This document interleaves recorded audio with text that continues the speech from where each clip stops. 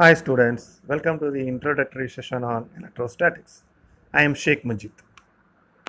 In this class, we are going to see the significance of electromagnetism, the historical background of electricity and magnetism, and day-to-day examples of electrostatic force. What is electromagnetism? Electromagnetism is a science of charge and force and fields associated with charge. Electricity and magnetism are two important aspects of electromagnetism. All the forces we feel in our day-to-day life is electromagnetic in nature except gravitational force.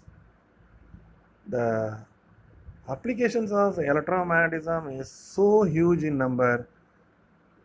For example, let us take a TV, mobile phone, microwave oven, etc. All are based on the principle of electromagnetism. So let me give some examples of electrostatic force, right? Here I have shown one man is pushing the car. What happens when a man is pushing the car? The atoms in his hands interact with the atoms in the car.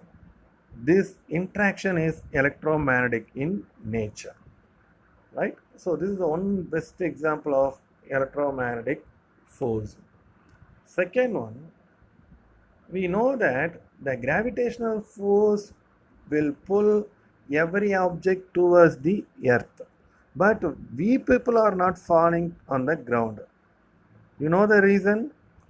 The reason is that the atoms in our feet interact with the atoms on the surface of the earth, and this interaction will produce a normal force which will act against the gravitational force and compensate it. That's why we are not falling on the earth and able to stand firm on the ground. This interaction is electromagnetic in nature. And one more example is, you see the right hand side of the screen, a man is pulling the roller. Whenever some object is rolling, the friction is developed. This friction is developed due to the interaction between the atoms on the surface of the earth and atoms in the object. This interaction is also electromagnetic in nature. So, except gravitational force, all the forces we feel in our day to day life is electromagnetic in nature. Fine? Okay. We are going to study about that force in this subject, fully electromagnetic force, right? So electrostatic is a branch of electricity which deals with static charge. Static charge means a charge which is not moving, it is simply at rest. So study of static charge is known as electrostatics, we can say that.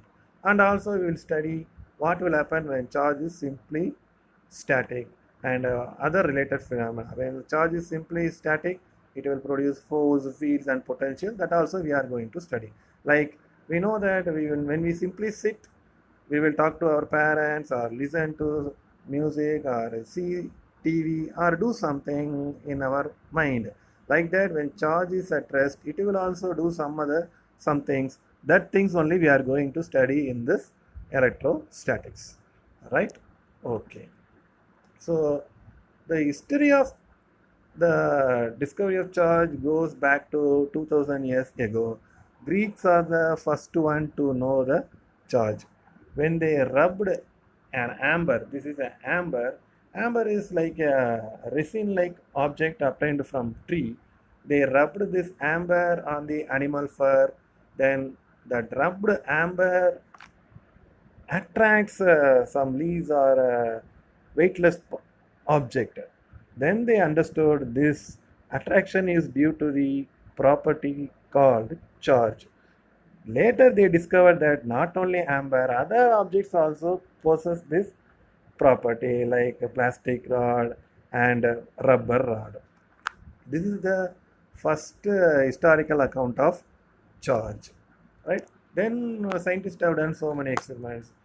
What they did is when they have one charged rubber rod, when they bring another charged rubber rod nearer to this rubber rod, what happens is these two rubber rods repel each other. That is, rubber rod 1 pushes this rubber rod 2, like that. Similarly, rubber rod 2 pushes this rubber rod 1 away from that. But when they bring another glass rod, what happens is this rubber rod and glass rods attract each other. So from this experiment, they came to three conclusions. One thing is the charging of rubber rod and the charge in the glass rod are different from each other, right? So when you bring rubber rod to another rubber rod closer to another charged rubber rod, they start repelling. So they came to the conclusion that same charges repel each other. This is the second conclusion. And the third conclusion they made is when they bring a glass rod, charged glass rod to another charged rubber rod, they started attracting each other. From this, they concluded that opposite charges attract each other.